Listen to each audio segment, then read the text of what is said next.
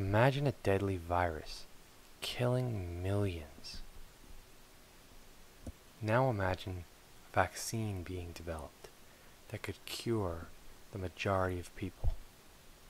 In this example, there would be a large group of people who responded to the medication and lived, but unfortunately, there would be a medication-resistant population that didn't respond and died. A similar situation is happening in the world of addiction. There's a huge group of people who respond well to the 12 steps and get better. But there's a growing population of people out there who just do not respond to the 12 steps.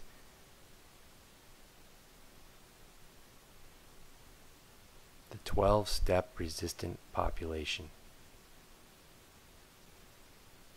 There's many reasons why people may not respond to the 12 steps, but to name a few, there's a lot of people out there who don't want to accept labels like powerlessness, addict, or turning over your will might be a foreign concept.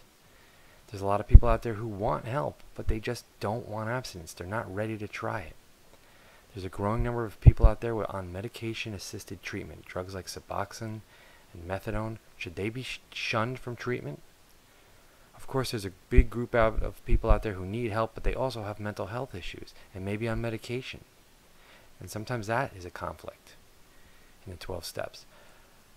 There's people on pain management that are prescribed legitimate prescriptions for opiates because of legitimate pain issues.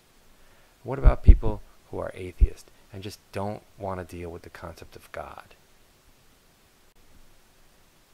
Sure, it works if you work it, but what about people who have tried and it just doesn't work for them? Let's consider some factors why we need something different. The course of action towards self-improvement is not a one-size-fits-all event, but rather a highly individualized process. Things don't always go step by step. The voluntary nature of 12-step groups has changed. There's a lot of mandated people in groups, and it's changed the way the groups go.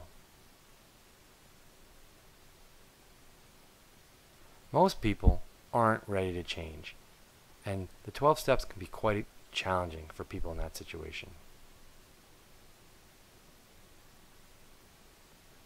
Substance abuse is different today. There's more drugs, there's harder drugs. The world has really changed. Change itself has its ups and downs. It doesn't go in a step-by-step process.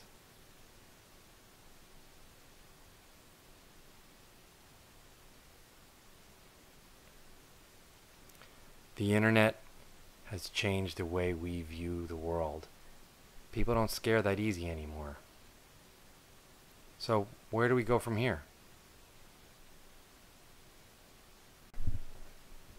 The most important factors that influence change are insight and motivation. Insight being the ability to look inside yourself, and motivation being the drive, the desires, the things that make you want to try to change. The taking the escalator method is about insight and motivation-driven treatment for people who just don't respond to the 12 steps. I'm Ken Pecoraro, author of Taking the Escalator. Please, if you're interested in seeing something new, something different, something that's going to change the way the world views addiction, look at my site, www.takingtheescalator.com. It's going to change the way the world views addiction and recovery.